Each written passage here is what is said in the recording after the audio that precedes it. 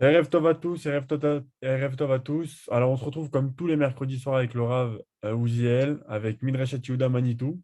Alors, comme tous les mercredis soirs, on est avec le Rav. Ce soir, on va développer les écrits de Manitou et on va continuer le cours qui était la semaine dernière. On va continuer ce qu'on a vu la semaine dernière, la place du christianisme dans l'économie religieuse d'Israël. Donc, bonne étude à tous. Bechavod Arav. Erev Tov, ben voilà, c'est pas la dernière fois qu'on en parlera, mais en tout cas, aujourd'hui, on termine donc ce cycle sur la pensée de Manitou concernant le christianisme. Et on va terminer on va faire deux points de vue. Dans un premier temps, je vais présenter pas une réponse à Manitou, parce qu'en fait, il n'y a jamais eu de réponse à Manitou particulièrement, mais qu'est-ce qui s'est passé entre-temps dans le monde chrétien, catholique, protestant, depuis 1993-94, depuis la reconnaissance d'Israël par le Vatican. Et est-ce que le pessimisme de Manitou s'est véritablement réalisé?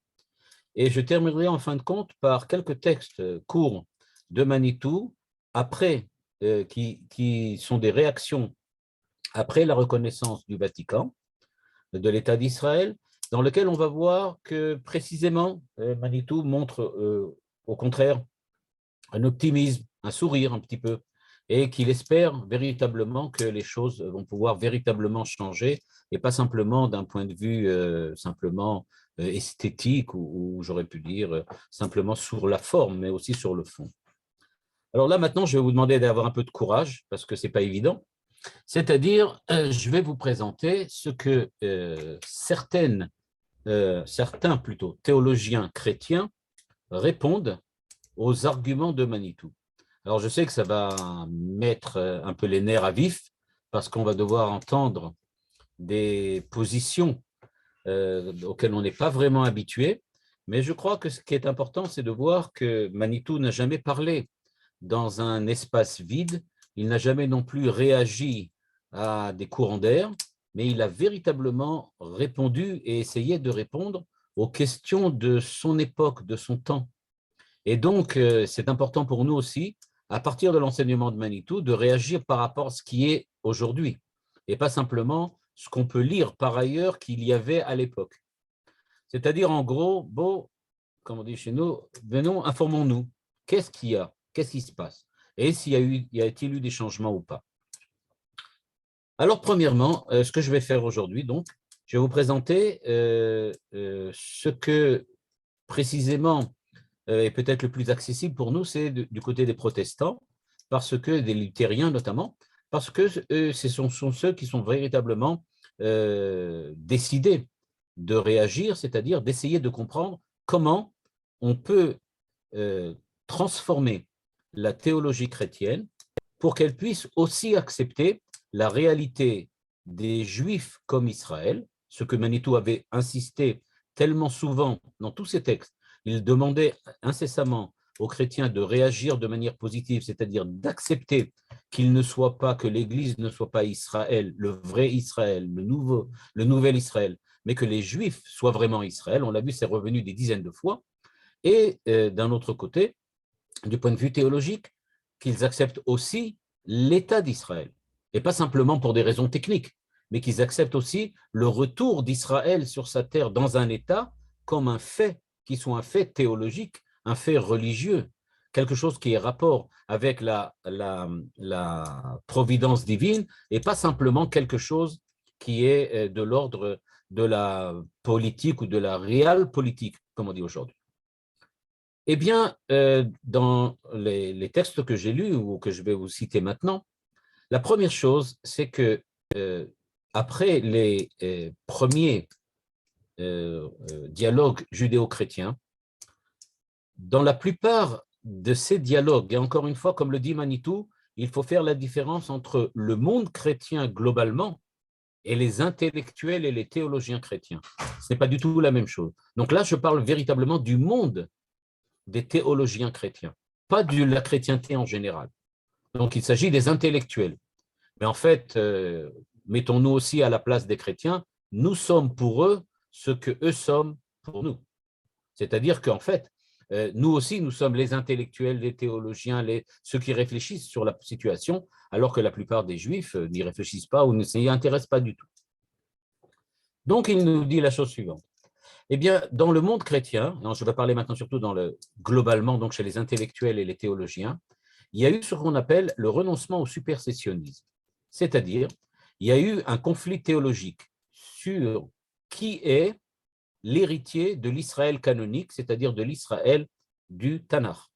Et comme nous l'a expliqué Manitou, il y avait une espèce de discontinuité entre ce qu'on peut appeler l'Israël canonique d'une part, c'est-à-dire l'Israël du Tanakh, et ensuite, écoutez bien comment les chrétiens le voient, deux mouvements qui se sont succédés à l'époque du Second Temple. C'est déjà quelque chose d'un peu différent de ce qu'on pouvait imaginer. Manitou disait bien, les chrétiens ne sont pas la suite de l'Israël du Tanakh. Ils sont une déviation, quelque chose d'autre à l'intérieur de ce qui a suivi l'Israël du Tanakh autour du Second Temple. Eh bien, dans ce que j'ai lu, une bonne partie des théologiens chrétiens l'acceptent tout à fait. Oui, effectivement, il y a deux mouvements qui ont succédé à la destruction du Second Temple. Il y a ce que l'on appelle le judaïsme rabbinique, donc nous, les religieux, les orthodoxes, et le christianisme. Et les relations entre ces deux courants, donc, qui sont nés au sein du judaïsme du Second Temple, c'est comme ça que les chrétiens le présentent, leur influence réciproque et leurs écrits sont justement le lieu, le point focal sur lequel la discussion doit tourner. C'est-à-dire qu'ils sont tout à fait conscients qu'effectivement, nous ne sommes plus les chrétiens, je parle au nom des chrétiens maintenant, les chrétiens ne peuvent plus dire nous ne sommes plus l'Israël canonique, il y a une suite à l'Israël canonique. Il y a les juifs, c'est-à-dire les juifs, c'est attention, le judaïsme rabbinique, à savoir Beit Sheni, c'est-à-dire la Mishnah, la Gemara, et le Midrash, et parallèlement les écrits chrétiens. Le concept de supersessionnisme, c'est-à-dire que les chrétiens sont à la place d'Israël, n'existe plus à leurs yeux de la manière dont on conçoit aujourd'hui. C'est-à-dire, pour eux, il ne s'agit pas du tout maintenant de parler du remplacement d'Israël par l'Église ou bien la prétention à être Israël. Quand on parle de supersessionnisme, c'est-à-dire pour les chrétiens, ce que eux-mêmes acceptent de dire n'existe plus, il ne s'agissait plus depuis longtemps pour eux du fait que, comme on l'a lu, peut le lire chez Manitou dans les premiers écrits, à savoir que les chrétiens disent qu'on est à la place d'Israël, ils disent non, ce n'est pas du tout ça. Ce que l'on voulait dire par le supersessionnisme, ce n'était pas du tout que les chrétiens étaient à la place d'Israël, mais, écoutez bien, que après la destruction du Second Temple, il n'existe désormais aucune entité ethnique voulue par Dieu en dehors de l'Église. C'est-à-dire, dit-il, on ne vient pas me remettre en cause ce qui se passe du point de vue du judaïsme, mais on pensait, et c'était ça le but du supersessionnisme ou la théorie de la substitution, on ne disait pas que l'Église est à la place d'Israël, mais que le choix divin s'est porté sur l'Église, alors qu'avant, c'était Israël. Donc, de ce point de vue-là, on a déjà fait une avancée, c'est-à-dire qu'ils sont déjà d'accord qu'ils ne sont pas Israël, mais que Dieu a voulu l'Église et ne veut plus les Juifs. Donc, je refais le schéma. Il y a Israël canonique du Tanakh. À la suite de ça, deux mouvements commencent, le judaïsme rabbinique d'un côté et l'Église de l'autre. Maintenant, eux, ce qu'ils prétendaient au départ, c'était que l'Église a été choisie et pas Israël. Maintenant, ils reconnaissent que ça aussi, c'est faux. L'Église n'a pas été choisie à la place d'Israël, mais, et c'est là que ça commence à devenir intéressant, tous les deux sont des mouvements légitimes après la destruction du Second Temple. Et donc, il a d'ailleurs une petite remarque que je voudrais faire juste avant, c'est que certains reprochent à qui? À nous, Shmuel Uziel et peut-être certains d'entre vous, nous reprochent d'être des supersessionnistes. C'est-à-dire, ils disent, la théorie de la substitution, telle que nous la comprenons, vous l'avez appliquée, certains d'entre vous l'appliquent. Pourquoi?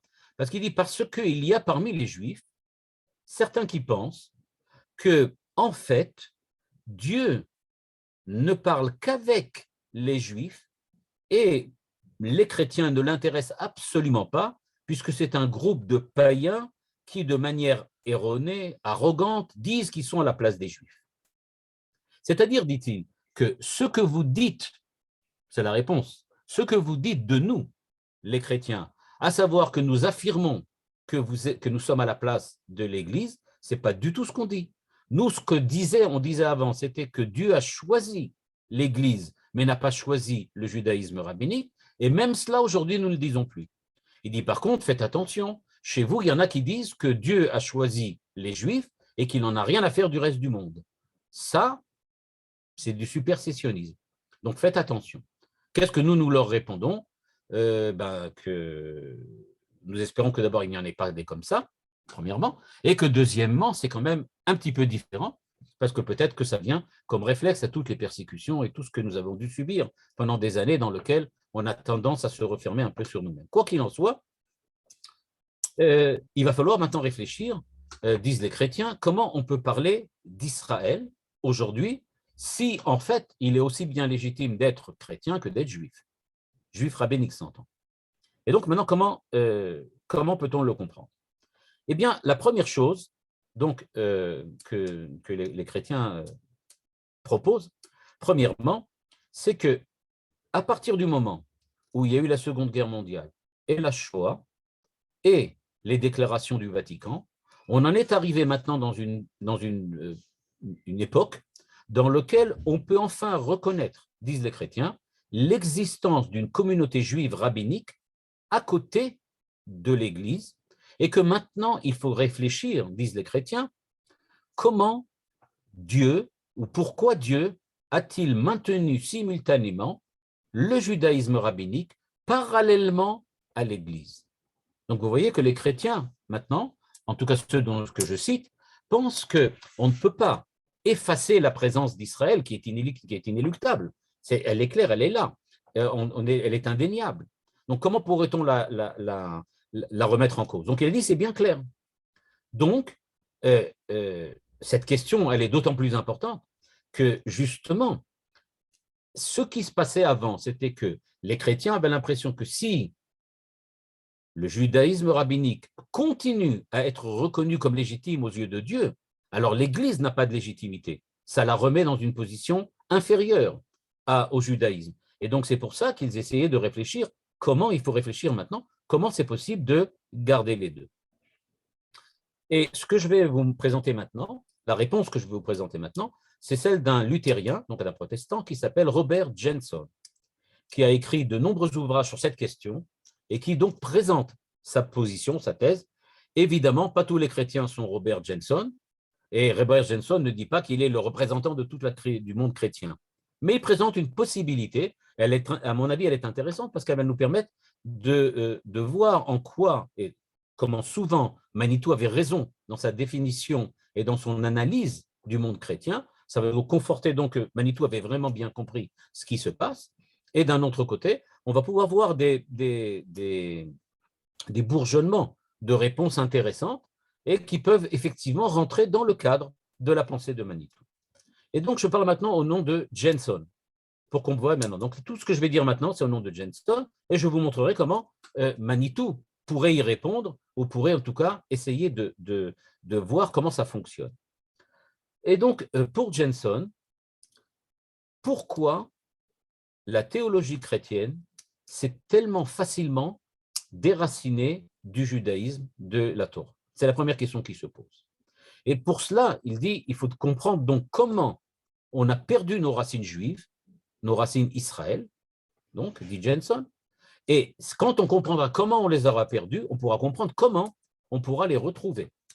Parce que pour lui, il est évident que si Israël est là, et c'est ce que demande Manitou, Manitou dit, redéfinissez-vous, on l'avait vu. Manitou sans arrêt insiste en disant, redécouvrez quelle est votre identité.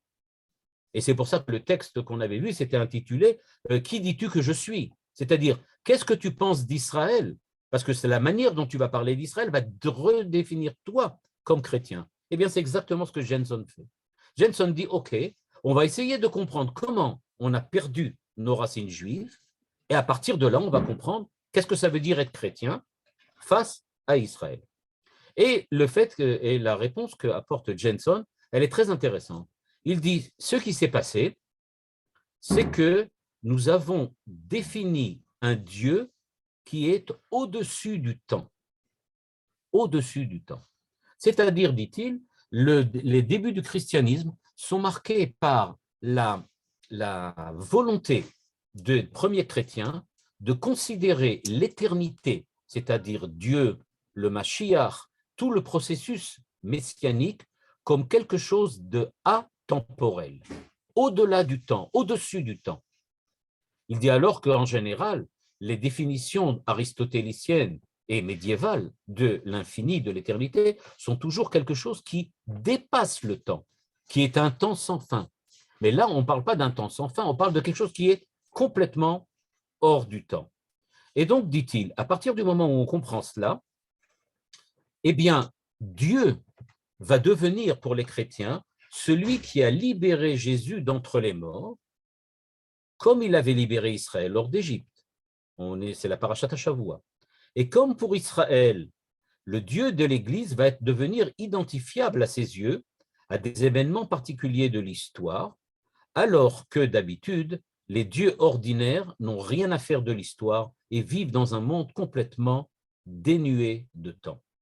Et donc, dit ce qui se passe, ce qui a fait que l'Église a quitté le monde juif, a quitté le monde d'Israël, c'est qu'ils se sont placés sur une position dans un monde, dans un espace, dans lequel il n'y a plus de temps, il n'y a qu'une éternité atemporelle, alors que le Dieu véritable, c'est le Dieu qui est présent dans le temps.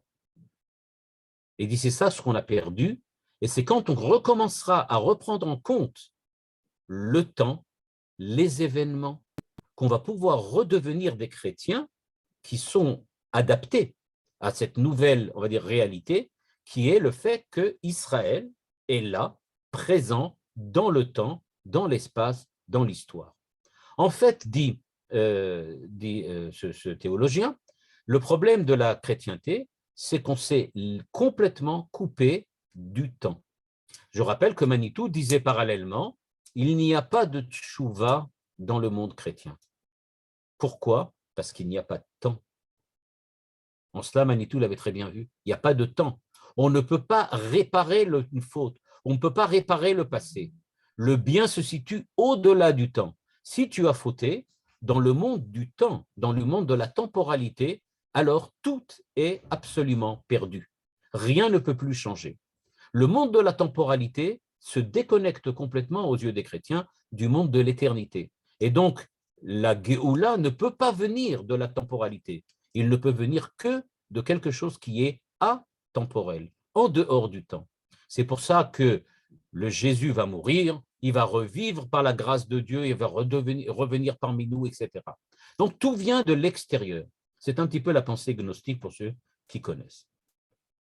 Et donc, dit Jenson, de là, il dit, il faut comprendre, et alors là, on aurait pu croire qu'il a lu Manitou, peut-être d'ailleurs l'a-t-il lu, j'en sais rien, mais on pourrait croire qu'il a lu Manitou, parce qu'il dit la phrase suivante, le moment le plus dramatique et l'expérience fondatrice d'Israël, c'est la sortie d'Égypte.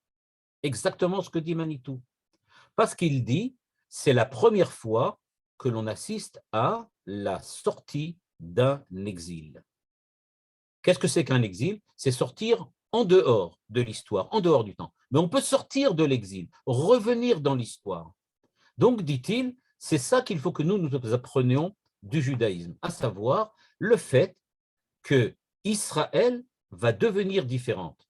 Et donc, ce qui est important, dit-il, c'est que maintenant, dans le christianisme, nous fassions attention au futur, donc Teshuvah, donc Mashiach, et qu'on ne se base plus simplement sur le passé. Jusqu'à présent, la pensée chrétienne, la pensée théologique chrétienne, insistait pratiquement que sur le passé. Jésus est mort, Jésus est revécu, etc. Tout est dans le passé, il a eu la grâce, il a été sauvé, il nous a sauvés, tout s'est déjà passé, tout est déjà terminé. Dit Jenson, non. Maintenant, il faut qu'on change. C'est pas ça, c'est le futur. La réalité d'Israël à côté de nous nous montre qu'on s'est trompé. C'est pas là qu'on doit regarder en arrière sans arrêt, mais on doit au contraire essayer de regarder ce qui se passe dans le futur. Et donc, dit-il, comment maintenant on va pouvoir voir les relations entre le judaïsme et l'Église, mais écoutez bien, au sein d'Israël. Au sein d'Israël. Parce que maintenant, on admet, dit Jenson, que nous sommes l'Église suite d'Israël. L'Église suite. On n'est pas autre chose, on n'est pas contre, on n'est pas parallèle. On est peut-être parallèle parce qu'on est à côté, mais on est aussi la suite d'Israël, comme eux, comme les Juifs rabbiniques, c'est-à-dire le Midrash, la Gemara, la Mishnah, la Halacha, la Torah Sheba'al Peh. Alors, il dit, qu'est-ce qui s'est passé? Eh bien, il dit, en fait, ce lien entre le passé et le futur ne trouvera sa résolution, dit-il, qu'à la fin des temps, mais quand? Quand les promesses faites à Israël seront accomplies. Premier point. C'est-à-dire, OK, on ne peut pas déconnecter l'Église d'Israël, donc ça veut dire que ce qui est écrit dans le Tanakh au sujet d'Israël nous concerne aussi. Et si Israël doit être sauvé et que nous, l'Église, nous ne sommes pas Israël, donc ce n'est pas notre problème à nous seulement, c'est le problème d'Israël. Israël, pour eux, mais faites attention, ce n'est pas Israël seulement, c'est l'Église et le judaïsme rabbinique, les deux ensemble. Ça veut dire que ce qui est écrit au sujet d'Israël, c'est-à-dire le Mashiach, tout ce qui est écrit dans Yeshayahu, ce qui est écrit dans Yecheskel, tout cela, ça concerne aussi l'Église. Et donc, nous, dans l'Église, nous devons attendre que les promesses faites à Israël soient accomplies. Et donc, dit-il, c'est donc nous, l'Église, nous espérons voir réaliser les prophéties d'Israël. En fait, c'est ce qu'il dit. C'est la chose qu'il affirme. Et donc, dit-il, l'appel d'Israël doit être une bénédiction pour toutes les nations. Or, depuis l'exil et le report de l'espérance d'Israël sur l'attente d'un Mashiach, le destin d'Israël ne peut être accompli que par l'achèvement de l'histoire et le commencement d'une nouvelle réalité. C'est-à-dire, dit-il, puisque nous sommes là, qu'Israël est là, il est évident pour nous que c'est donc dans l'histoire, dans le temps, dans les événements que va se réaliser la Géoula. La Yeshua à leurs yeux, ils n'appellent pas ça Géoula, ils appellent ça Yeshua, du nom de Jésus évidemment. Et donc, dit-il, eh bien, quand on va parler donc de la Géoula, cette Géoula doit être dans le réel. Mais si l'histoire de l'Israël ne peut s'accomplir que dans une nouvelle création, eh bien, et c'est bien clair qu'il faut attendre qu'il y ait donc un espèce de rassemblement des nations pour le Mashiach. En gros, et si on revient à ce qu'a dit Manitou, il en arrive à la conclusion que Manitou a lui aussi exprimé d'une certaine façon, mais différente évidemment, en disant que Israël ou Mamlechet Kohanim vegoy Kadosh. C'est-à-dire, dit-on, que Mamlechet Kohanim vegoy Kadosh, ça veut dire que nous sommes là pour réaliser les prophéties du Tanakh, pour que se réalisent les prophéties du Tanakh, afin que l'ensemble des nations puissent bénéficier de la présence divine. Eh bien, dit-il, ce qui se passe, c'est que ce qui s'est passé par le passé, donc, c'est que la foi chrétienne est donc arrivée à la conclusion suivante. Elle envisage sa place à l'intérieur du temps ouvert par Dieu grâce à la résurrection de Jésus pour permettre aux non-juifs de rejoindre Israël dans le cours de l'histoire. C'est-à-dire ce qu'il appelle, Jenson, le détour meshichique de la venue du Messie. À savoir que pour lui, l'Église, c'est la façon dont Dieu a choisi les chrétiens, l'Église, comme détour pour en arriver en fin de compte au véritable Mashiach plus tard, le véritable Mashiach qui sera évidemment à leurs yeux toujours Jésus, il ne faut pas l'oublier, aucun rapport avec nous. Mais l'idée qui est intéressante et que je pense déjà Manitou avait déjà bien perçue dans le monde chrétien, c'est l'idée qu'ils ont un rôle à jouer à l'intérieur de l'humanité et des nations. Et c'est à cela qu'arrive ce théologien. C'est-à-dire que ce théologien, en fait, arrive à la conclusion que l'Église ne dit pas, que la théologie chrétienne ne dit pas que la Géoula est déjà arrivée le jour où Jésus a revécu, mais elle dit simplement que grâce à la résurrection de Jésus, il y a maintenant des supporters de la Meshichiout qui peuvent transmettre le message d'Israël du Tanakh aux nations dans l'humanité et dans le monde. Et donc, comprenez maintenant ce que ça veut dire. Ça veut donc dire qu'il est tout à fait conscient, premièrement, l'Église ne vient pas à la place d'Israël. Israël, c'est l'Israël du Tanakh. Les Juifs sont évidemment une suite légitime, mais pas la seule, de ce qui était l'Israël du Tanakh. Nous sommes, dit-il donc, le détour que Dieu a choisi pour propager les promesses du Tanakh à l'intérieur des nations. Or, comme on l'a vu dans les textes qu'on a vus de Manitou, c'est plus ou moins ce que Manitou leur demande de comprendre. Et donc, on voit que Manitou avait peut-être raison dans ce qu'il demandait, et peut-être évidemment, il ne vit pas aujourd'hui, donc il ne peut pas voir, mais en fait, l'évolution de la pensée chrétienne, en tout cas chez ce monsieur Jenson, prouve bien qu'ils sont arrivés à la conclusion que c'est comme cela qu'il faut comprendre l'Église. L'Église n'est plus à comprendre comme le seul vecteur du choix divin, de l'élection divine. Il n'est même pas le seul vecteur, mais il n'est même pas non plus un vecteur. Il est celui qui doit avoir la mission de propager le Mashiach, Jésus, parmi les nations. Mais le Mashiach comme réalisation des promesses faites à Israël. En gros, il ne se départ pas évidemment de Jésus. Et Manitou, on l'avait lu dans les textes, Manitou le dit, moi je ne leur ai jamais demandé de dire qu'ils ne croient pas en Jésus. Ça ne m'intéresse pas. Ils peuvent continuer. Mais, dit-il, ils peuvent continuer à croire en Jésus, mais à l'intérieur du cadre d'Israël. Ce théologien répond, à l'intérieur du cadre d'Israël, pour moi, ça veut dire que nous sommes là pour essayer de propager les promesses d'Israël, la Meshichiout d'Israël, parmi les nations. Et pour nous, le Mashiach, c'est Jésus, mais ok, c'est son problème à lui. Ça n'a pas de rapport avec nous. Et donc, l'Église, dit Jenson, n'est pas un empire.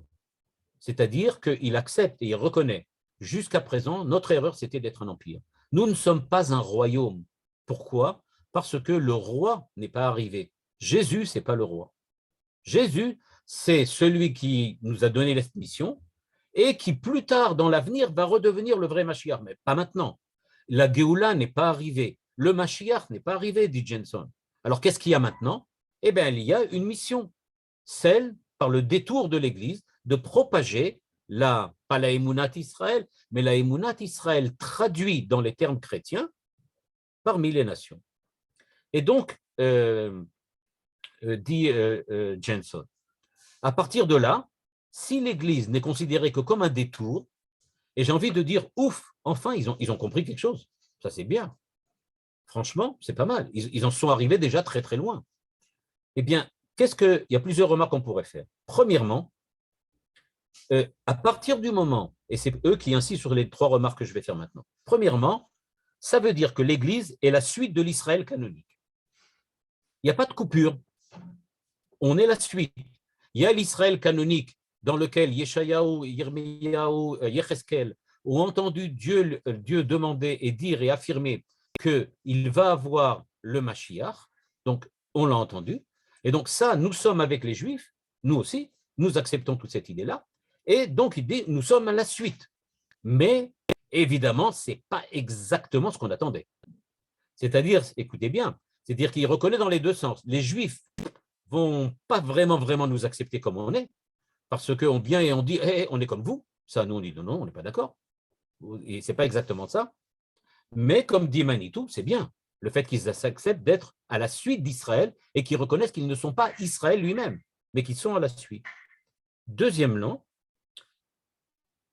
si on dit que c'est un détour, l'Église est un détour de l'Israël canonique, ça veut dire en fin de compte que l'événement de Jésus fait partie de on va dire comme ça, la vision d'Israël. C'est-à-dire que Jésus n'est pas la fin des temps, Jésus n'est pas le royaume de Dieu, mais Jésus, c'est l'Église. C'est tout. Et par exemple, dit-il, il y avait quelqu'un qui disait, on attendait, Jésus a annoncé le royaume, mais c'est l'Église qui est venue. C'est un certain Loisy qui a dit ça. Et donc Loisy disait en fait, de quoi il a parlé? Il a parlé comme si le Mashiach arrivait, ça y est, c'est la Géoula. Mais il n'y a pas de Géoula. On a juste trouvé l'Église maintenant. La réponse de Jenson dit, Loisy a raison. C'est exactement ça. Jésus a parlé de Géoula, mais en attendant, le détour pour arriver à la Géoula, c'est passé par l'Église. Et donc voilà, c'est pour ça que nous sommes là.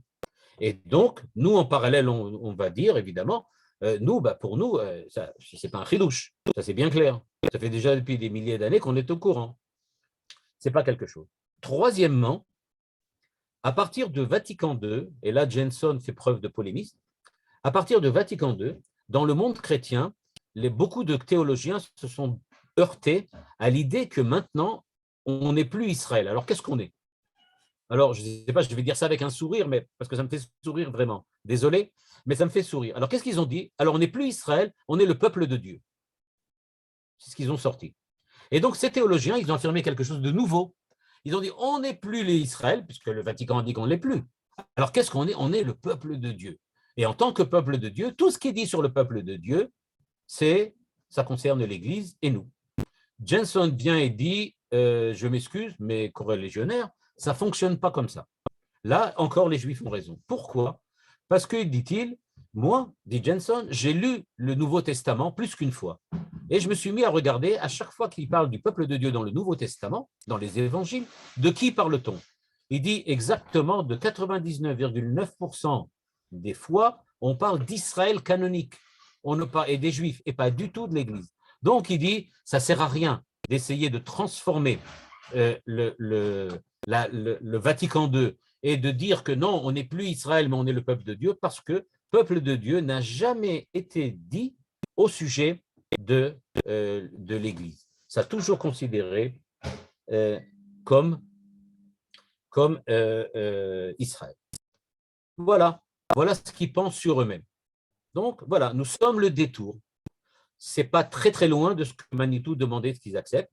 Et donc, on peut en être, premièrement, rassuré et deuxièmement, content de voir qu'effectivement, dans le monde chrétien, il y a des théologiens qui ont évolué, qui sont arrivés là. Mais maintenant, puisque déjà, on en est là, on va aller un petit peu plus loin, avec votre permission. Et maintenant, toujours avec le sourire, j'ai posé une deuxième question. Alors, qu'est-ce qu'ils pensent de nous, alors? Alors, nous, qu'est-ce qu'on est dans cette vision-là? Eux, ils sont un détour, et nous, alors? Eh bien, réponse de Jenson, très simple. Eh bien, oui, de la même manière que l'Église est un détour, vous aussi, vous êtes un détour. C'est une manière légitime d'arriver au Mashiach à la Géoula d'une autre manière que la nôtre. Nous sommes universalistes, on s'intéresse à l'ensemble des nations, vous vous intéressez plutôt à ce qui se passe à l'intérieur d'Israël. Et donc il dit en fait, alors là évidemment, comme j'ai dit, ça nous énerve un peu, on est un peu tendu là quand on entend ça. Mais c'est ce qu'il nous dit. Il nous dit la chose suivante, le judaïsme rabbinique en fait est compris par l'Église, dit-il, comme un second phénomène durant le temps où l'Église est en train d'essayer d'attendre le Messie en faisant de l'évangélisation du monde entier, eh bien, il y a un autre détour parallèle à l'Église, mais qui est tout aussi légitime, et qui est le judaïsme rabbinique, Torah Shebéalpé, Midrash, Halacha, etc., etc. Et alors, la question, évidemment, que tout le monde pose à Jenson, on lui dit, OK, arrête là, arrête. Alors, pourquoi Dieu a besoin de 2 détours? Ça ne fonctionne pas. S'il a besoin d'un détour, on comprend qu'en attendant que le Mashiach revienne, on a besoin de convaincre toutes les nations dans le monde entier. Mais qu'est-ce que tu fais, demande-t-on à Jenson, avec tous les Juifs là? Pourquoi ils sont là? Pourquoi on a besoin de tout ça? Alors la réponse qu'il donne, il dit, allez, évidemment, il dit, bon, je vais vous donner une réponse, mais il dit surtout ne la racontez pas aux Juifs. Parce que si je vous la raconte aux Juifs, jamais ils vont accepter une chose pareille. Et je lui dis tout de suite, effectivement, on ne peut pas accepter ça. Alors il dit en fait quoi là? Il a dit, en fait, les Juifs auraient dû se rallier à Jésus. Ils auraient dû se rallier à Jésus, mais ils ne l'ont pas fait. Ah, ça n'a pas eu lieu. Et pourquoi? Eh bien, dit Jenson, parce que ça, c'est un mystère. C'est un mystère. Sod Hashem lireav. C'est un mystère. On ne sait pas pourquoi, mais c'est un mystère. Dieu ne nous a pas révélé pourquoi. Les Juifs ont refusé Jésus. C'est incompréhensible, mais ils l'ont refusé. Alors, qu'est-ce qu'on fait avec? Il dit donc, C'est bien clair. On ne sait pas pourquoi, mais Dieu, lui, qui a la providence divine, évidemment, elle sait que les Juifs ont refusé et elle en tient compte. Et donc, elle a développé la providence divine avec les Juifs, ce que l'on appelle la Torah Shebéal Pé, le judaïsme rabbinique, c'est leur manière de leur détour personnel à eux. Ils ont leur détour personnel à eux, pour eux. Et donc, ils continuent donc on va dire comme ça, leur petit chemin, quoi. Ils continuent leur petit chemin et ils réalisent leur histoire à eux, parallèlement à celle de l'Église. Mais en fait, on attend que plus tard, ils redeviennent des Juifs. Je voudrais citer maintenant un texte du pape que Manitou cite, dans un des textes que Manitou cite, après la reconnaissance du Vatican de l'État d'Israël, le pape Jean-Paul II a écrit un petit livre qui s'appelle « Penser dans l'espérance ».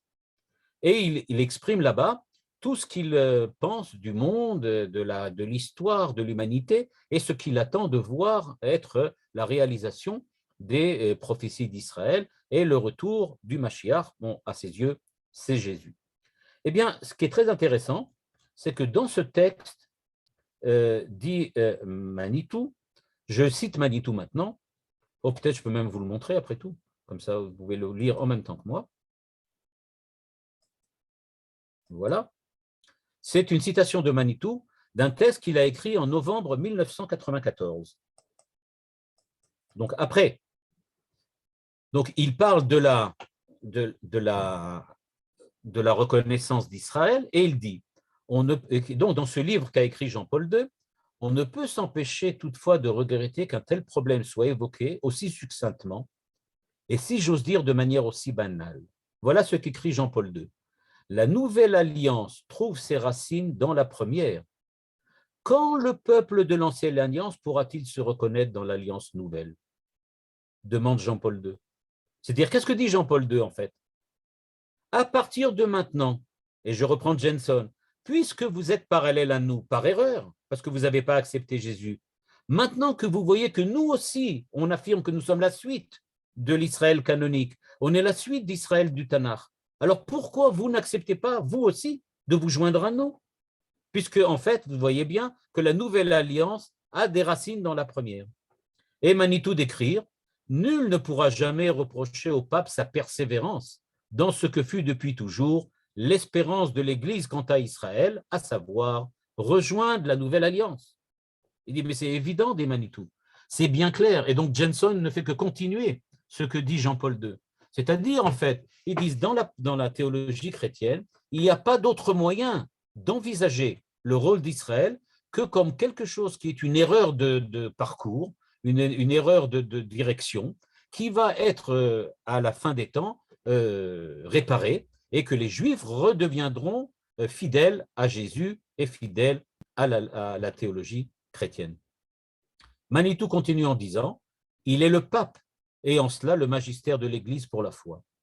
On regrettera cependant que les quelques lignes consacrées à Israël ne répondent en rien pour l'essentiel à l'interpellation que l'histoire des Juifs adresse à la conscience chrétienne en 1994.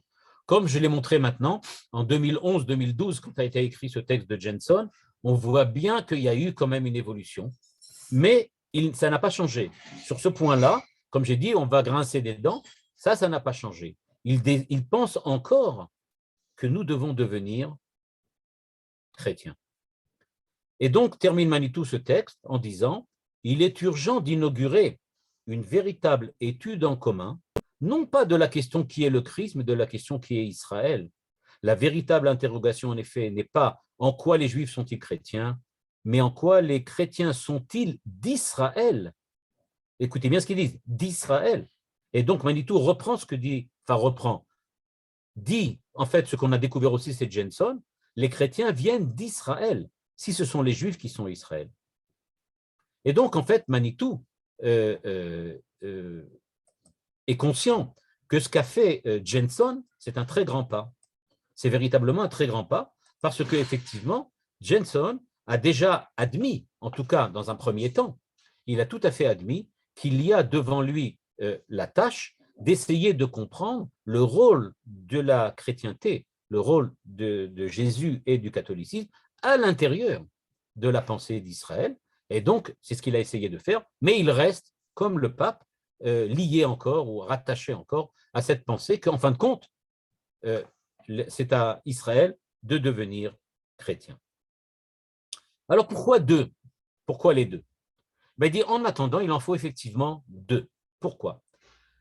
L'Église représente l'universalisme, alors que l'Israël représente le particularisme.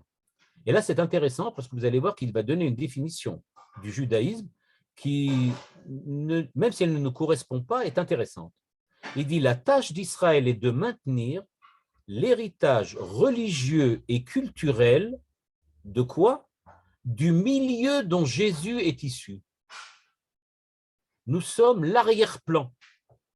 Nous sommes les décors de la vie de Jésus. Donc, en fait, comment il présente ça? Il présente ça évidemment en tirant toute la couverture à lui, en disant, il y a deux détours. Un détour fondamental qui explique la pensée de Jésus, c'est l'Église, et un détour non fondamental qui explique ce qui se passait autour de Jésus à l'époque, le comment de Jésus, c'est les Juifs. Et donc, dit-il, chaque communauté a son rôle à remplir. Entre la fin de l'Israël canonique et la fin des temps, il y a donc deux possibilités. L'Église attend le Mashiach en ayant une émouna dans la résurrection de Jésus. Les Juifs, la Torah chez Béalpé, étudient la Torah, et donc c'est cela pour eux qui correspond à l'attente du Mashiach. Donc il dit, nous attendons par la émouna, parce qu'on sait que ce qui est important chez les chrétiens, c'est surtout le fait de croire, la grâce, et les Juifs, eux, eh bien, ils étudient la Torah. Et donc, ce qui va se passer, en fait, dit le Jenson, il dit, ben, en fait, voilà, les Juifs étudient la parole de Dieu et nous avons foi en la parole de Dieu devenue homme, à savoir Jésus. Jésus, c'est la parole de Dieu. Ce qu'il dit, c'est ce que Dieu veut dire. Donc, nous avons foi dans la parole de Dieu directement par Jésus, alors qu'eux étudient la parole de Dieu venue par le Tanakh. Et donc, d'après lui, il n'y a pas d'autre possibilité, comme ça, de comprendre ces deux-là. Alors maintenant, comment on peut comprendre et comment on peut lier d'un côté l'étude de la Torah juive avec de l'autre côté l'activité de l'Église, c'est-à-dire comme ça, les activités de l'Église. Comment on peut véritablement les lier? Et en fait, dit Jenson, eh ben c'est très simple, c'est tout simplement parce que Dieu utilise les capacités de chacun. Et donc, Israël, son rôle, c'est d'étudier, nous, c'est le rôle, c'est de faire les rites et la foi, et donc, dit-il, en fait, il faut les deux choses, il faut les deux choses en parallèle. Et donc, c'est pour ça qu'on doit continuer à progresser, chacun d'entre nous, et nous devons essayer chacun de devenir ce que nous devons être pour pouvoir effectivement amener le Mashiach. Alors maintenant, qu'est-ce qu'en fait, nous, on pourrait répondre, ou on pourrait plutôt, avant de répondre, plutôt résumer. Je vais juste résumer pour terminer. Donc, pour Jenson, le problème, c'est pourquoi le judaïsme a refusé de dire oui à Jésus. C'est ça le problème qui reste à comprendre. Avant, leur problème, c'était de comprendre l'existence même d'Israël, puisque l'Église est à la place d'Israël, donc pourquoi Israël existe encore? Maintenant, c'est fini, ça on comprend. C'est un détour. Nous sommes un détour, eux sont un détour. Mais il dit donc maintenant, notre seul problème, c'est de comprendre pourquoi les Juifs n'ont pas réussi à comprendre ça.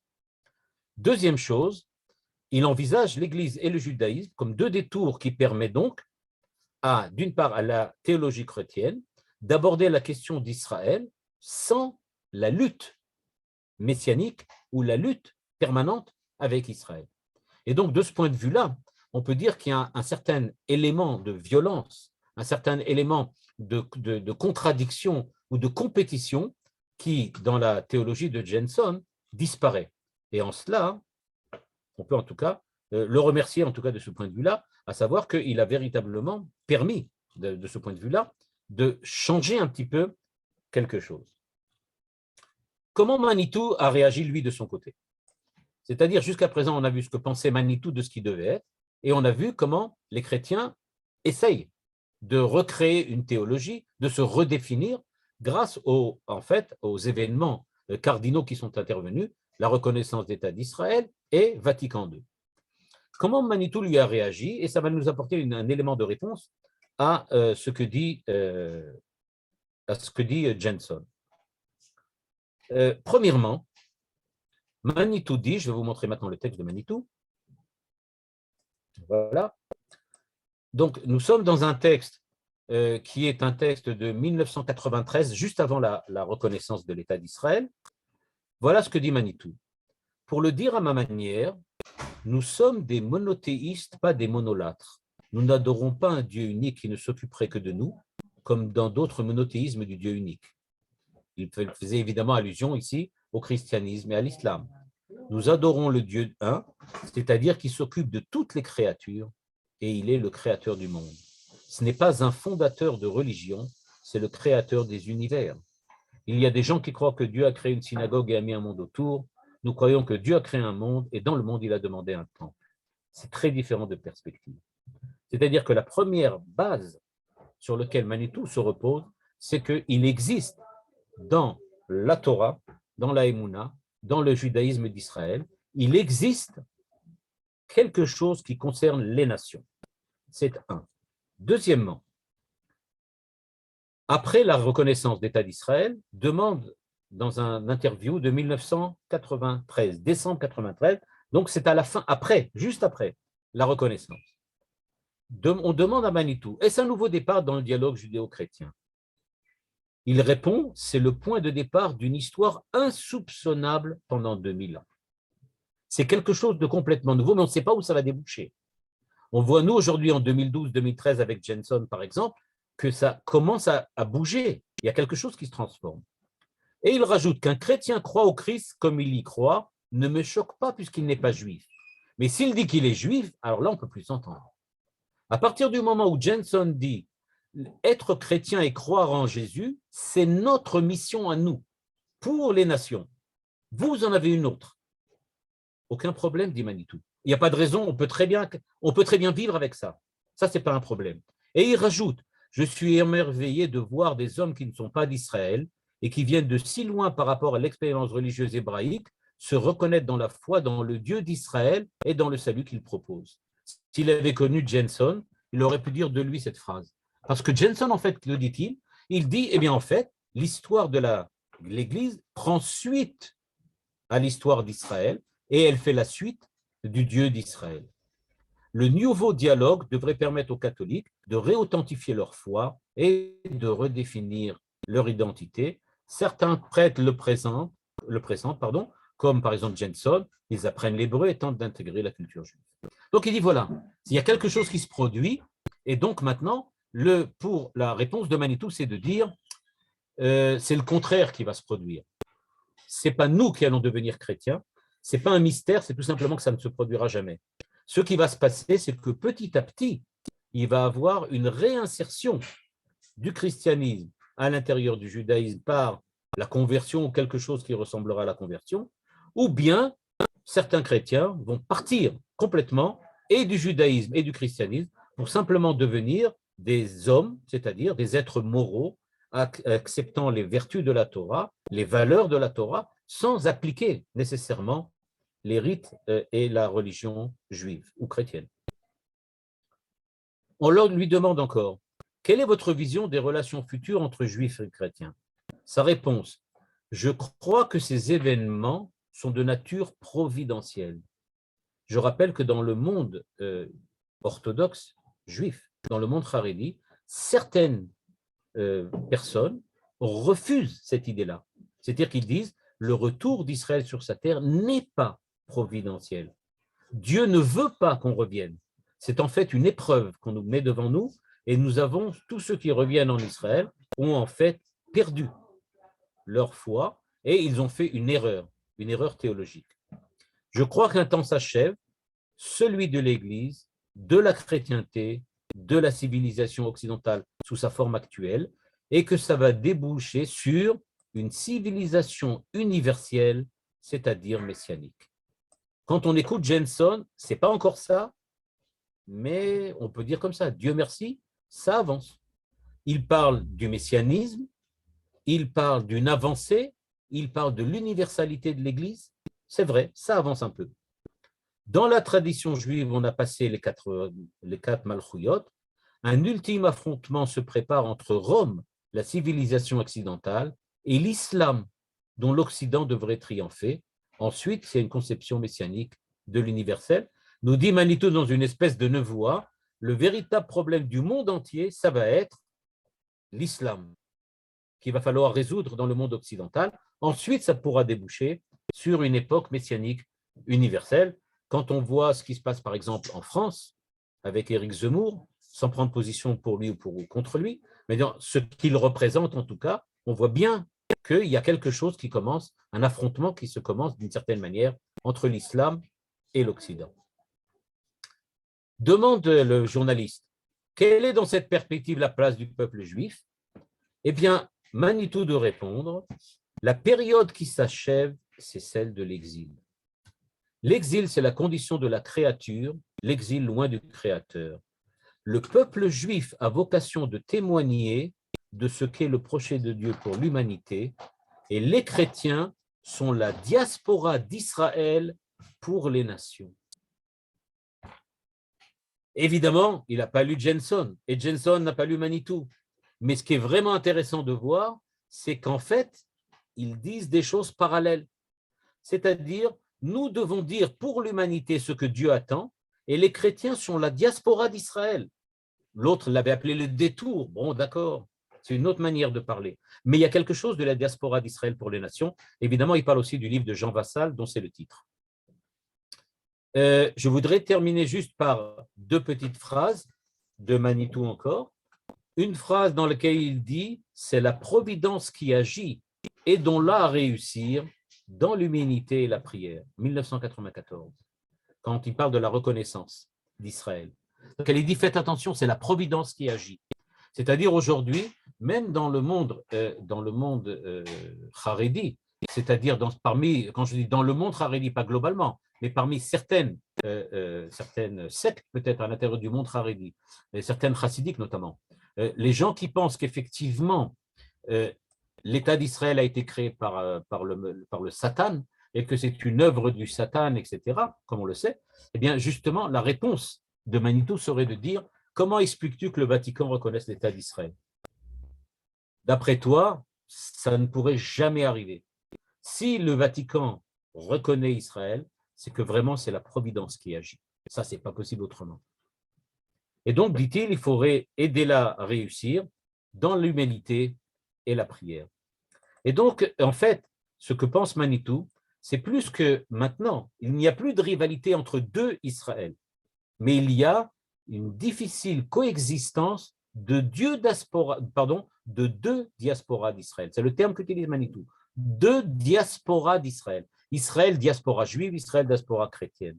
La juive en exil chez les païens, qui veut rester fidèle à l'identité d'Israël hébraïque, et l'autre qui est en mission dans l'univers païen, qui doit décider de rentrer dans le monde occidental, dans le monde de Rome, et devenir eux aussi partie intégrante du monde des nations.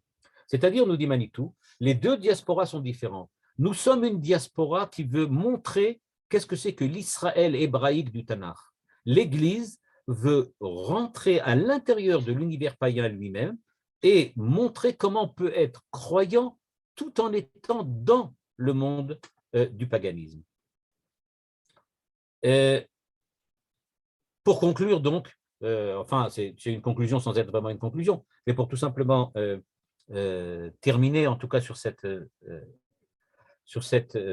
concept de christianisme à l'intérieur de la pensée de Manitou, eh bien, ce que l'on voit en tout cas jusqu'à la fin, c'est que Manitou avait peut-être pas la prophétie, mais en tout cas, il avait très certainement la lucidité de savoir définir exactement quelles vont être les étapes que la chrétienté va devoir nécessairement passer. J'ai présenté le théologien luthérien Jenson, qui semble avoir déjà bien avancé sur les étapes que Manitou proposait aux chrétiens dans ses différents écrits. Il reste à espérer qu'effectivement cela continue. Et surtout, comme le disait Manitou, que c'est aussi une influence sur l'ensemble du monde chrétien et que ça ne reste pas l'apanage d'un petit monde intellectuel théologique et théologien qui reste, aussi important soit-il, qu'une petite minorité à l'intérieur de l'immensité du monde chrétien. Voilà, si vous avez des questions, je pense que c'est maintenant le moment. Merci beaucoup, Rav. Alors, je vais activer les micros. Juste, je voulais vous rappeler, comme toutes les semaines, comme tous les mercredis, il y a le Rav de Shlomo, du Rav Shmuel Oziel, excusez-moi, sur les écrits de Manitou. Et pour vous rappeler que dans quelques minutes, excusez-moi, à 18h30, il y a un cours de Eliezer. Donc, je vous active les micros si vous avez des questions. Et Shabbat Shalom à tous. Shalom. Et Oui, Rav Michael, j'ai une question à vous poser. Et alors, par rapport à ce qu'a dit Jenson, quelle est sa définition de Dieu alors quand il parle des deux détours? Comment il définit Dieu? Il est résolument chrétien, c'est-à-dire que pour lui, il continue à penser selon la théologie chrétienne que Jésus est à la fois le Père, le Fils et le Saint-Esprit. D'accord. Ça ne change pas. Mais, je pensais qu'il y avait un changement. C'est qu'on attend. On attend Jésus. Qui est le Mashiach. Merci beaucoup. Je voulais vous demander, poser une autre question. Juste à la fin, là, vous avez dit qu'il y avait deux diasporas, la diaspora juive et la diaspora chrétienne. Je ne suis pas sûre que c'est ce que Manitou a dit. Moi, je pense qu'il est, enfin, excusez-moi, ce que j'ai compris, moi, qu'il y a finalement le peuple juif qui retourne en Israël, c'est le centre, et puis la diaspora de cet Israël hébraïque, alors ça peut être la chrétienté. Ce n'est pas deux diasporas. Le texte que je vous ai montré, c'est le texte. Ah, bah, si vous voulez, je ne vous l'ai pas montré le texte. Ah, désolé. Le texte que j'ai cité, c'est un texte de Manitou lui-même. C'est un article qu'il a écrit. Il y a deux diasporas, une diaspora juive et une diaspora chrétienne. C'est un texte de Manitou, ce n'est pas de moi. C'est lui qui le dit. Et il le dit clairement. Et donc, quand il le dit, les Juifs étaient parmi les nations pour, on va dire comme ça, soutenir les nations dans leur effort de se rapprocher de Dieu. Et maintenant, nous revenons en Israël pour faire cela depuis, au départ et à partir de l'État d'Israël. C'est une étape juive, le retour de l'État d'Israël. Mais au départ, on était une diaspora parmi les nations, c'est vrai. D'ailleurs, dans un autre texte, Manitou, on va en parler plus tard, parle clairement en disant qu'on arrive à un moment dans lequel l'importance de la diaspora juive va devenir minoritaire par rapport à la majoritaire, à la partie majoritaire qui vit en Israël. Et je rappelle pour ceux qui peut-être ne le savent pas, que du point de vue de la halakha elle-même, il y a de nombreuses choses qui vont changer à partir du moment où la majorité des Juifs du monde habitent dans l'État d'Israël et plus en dehors d'Israël, en diaspora. Ça change du point de vue de la halakha, notamment au niveau de la Shemitah, au niveau du Yovel, au niveau de nombreuses choses qui vont changer. Donc, c'était une diaspora. C'est une diaspora qui se termine. Mais lui, il a voulu présenter que 2000 ans d'histoire, c'était l'histoire pareille de Dieu diaspora. Il n'a pas dit que l'essentiel, c'est de rester diaspora. Jamais Manitou ne pensait qu'il fallait rester en galoute, bien que son maître a émis des idées un peu. Dans la pensée de Manitou, la notion de diaspora s'oppose à celle d'exil. La diaspora, l'exil, c'est quand on n'a pas de référence centrale. Et la diaspora, c'est quand, bon, moi je suis en diaspora maintenant, je peux rejoindre. Alors ce serait quoi? Pardon? Pour utiliser le terme de Jenson, vous êtes en détour. Vous attendez de revenir. Vous allez c'est Manitou que je veux comprendre. Quand il dit qu'il y a deux diasporas. Tout à fait. Je suis d'accord. Exactement. La diaspora, ce n'est pas un exil du tout.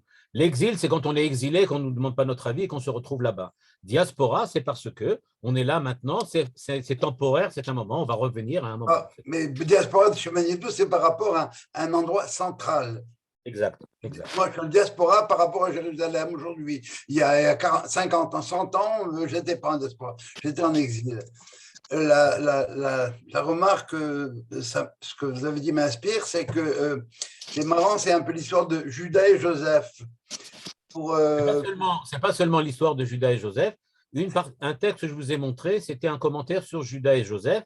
Et c'est pour ça, dit-il, que les chrétiens présentent Jésus comme le fils de Joseph. Et c'est Joseph qui part chez les Umot Haolam, Joseph qui part, exactement. Et simplement, dans le cadre du christianisme, maintenant, je ne voulais pas en parler. J'en parlerai plus tard quand on va rentrer, on va sortir un petit peu du monde du christianisme, on va peut-être pas un peu parler de l'islam, mais après ça, on va un peu rentrer dans le prochain cours. Justement, quelqu'un demande quel sera le prochain du prochain cours. Alors, je pense que le prochain, je vais faire un seul cours seulement sur l'islam. Comme vous allez le voir, la réponse que Manitou apporte dans son analyse de l'islam est relativement simple. Et après ça, je voudrais qu'on en passe un peu sur les engendrements, c'est-à-dire qu'on voit un petit peu la pensée de Manitou, justement sur Joseph, Judas et tout ce qui correspond, etc. Ça nous permettra comme ça de voir, de nous reposer un petit peu de la théologie. Un petit peu. Je vais vous poser une question. Bevakasha. Est-ce que vous pensez que d'après moi, ce tout petit pas de la chrétienté peut avoir une influence sur leur antisémitisme, mais alors indéracinable? Manitou dit que oui, mais il dit encore que ça va être très long. C'est-à-dire, Manitou, dans les textes, je n'ai pas pu citer tous, mais dans les textes, il dit clairement, ça va certainement permettre à une récession de l'antisémitisme, mais certainement pas aussi rapidement qu'on le pense. La preuve, ce qu'on voit aujourd'hui. On voit bien aujourd'hui que malgré Vatican II, malgré la reconnaissance de l'État d'Israël, on retrouve encore, même aux États-Unis, maintenant une recrudescence de l'antisémitisme. Donc, on voit que ce n'est pas aussi simple. Sans parler de tous les détours de l'antisémitisme par l'antisionisme, le pro-palestinien, etc. Quoi. Donc, l'affaire est loin d'être réglée. Exactement. Et en plus, d'après ce que vous avez dit et de ce que moi j'avais entendu des cours de Manitou que j'ai écoutés, oui. J'ai l'impression quand même qu'ils donnent d'une main et ils reprennent aussitôt de l'autre. Bon, c'est toujours un petit peu… Il faut leur rapporter à eux. Moi, je me contente de simplement rapporter ce que Manitou disait. Ouais, mais bon… Est-ce que je peux poser une question? Bevakasha. Moi, ce que je n'ai pas très bien compris, c'est quand vous avez dit que Israël, c'est le particularisme et le christianisme, c'est l'universalisme. Mais oui. Chez nous, dans le judaïsme, il y a un côté vraiment universel. Or la goïm, tout le talir qu'on fait, c'est pour arriver en sorte que toute l'humanité revienne. Alors, je comprends pourquoi. Parce que cette phrase que vous citez, c'est la phrase que disait Jenson. C'est Jenson, le théologien chrétien, qui le dit. C'est comme ça que lui le voit. Mais clairement, à mon avis, c'est une mauvaise interprétation. C'est faux. C'est ça. Donc, lui, il parle des mitzvot et le fait que c'est ethnologique plus, qu'on est un peuple, etc. Mais bon, mais c'est sa manière de voir. J'ai simplement cité ce que lui disait. Ah, d'accord. Il a oublié qu'on dit, enfin, ils ont l'habitude de dire hors de l'Église, point de salut. Et Jenson, comment il s'en sort avec ça? On est d'accord. Peut-être, oui, on est d'accord. Pour eux, c'est comme ça que ça fonctionne. Excusez-moi, est-ce que le problème du temps n'est pas un problème commun aux Haredim et aux chrétiens? C'est une question auquel je n'ai pas envie de répondre. Ah bon? Oui, parce que non, ça voudrait dire qu'il faudrait maintenant que je commence à faire une critique du monde Haredi, et je préfère laisser Manitou la faire.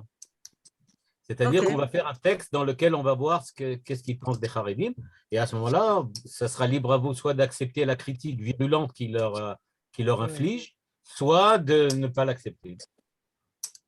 Merci. Non, c'est parce que vous avez parlé du temps, alors voilà. Oui, tout à fait, on est d'accord. Mais c'est pour ça que j'ai dit, c'est pour ça que j'ai tout de suite dit qu'il faut lire Manitou lui-même. Je vous lirai Manitou, vous verrez. Manitou inflige aux Haredim des critiques extrêmement virulentes. Et donc, bon, voilà. C'est ce qu'il pensait. תודה רבה.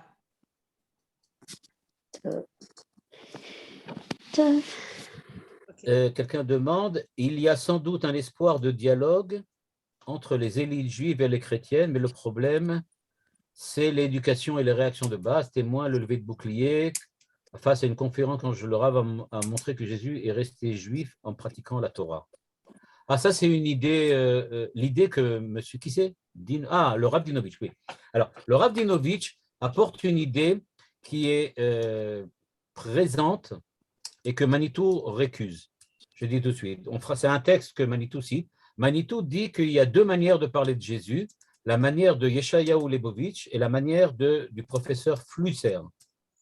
Et Flusser disait ce que disait le Rav Dinovitch, à savoir que Jésus était un juif pratiquant qui a vécu, dont les enseignements ont mal été compris et qui en fait est devenu, après, et c'est devenu le christianisme, aucun rapport avec lui. Manitou récuse, il dit non, je ne suis pas d'accord avec Flusser et je ne suis pas non plus d'accord avec Lebovitch qui dit que c'est que Jésus, c'est un Oved Avodazara et qu'il est païen et qu'on n'a rien à voir avec lui.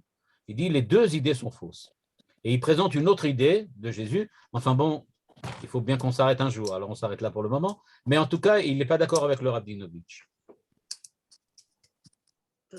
Et c'est ce que dit le Rav Dinovitch. Ok, merci beaucoup. Très bien. Eh bien, Shabbat Shalom. Shabbat Shalom. Merci beaucoup et bravo, c'est brillant. Merci beaucoup. Merci. Shabbat Shalom. Shabbat Shalom.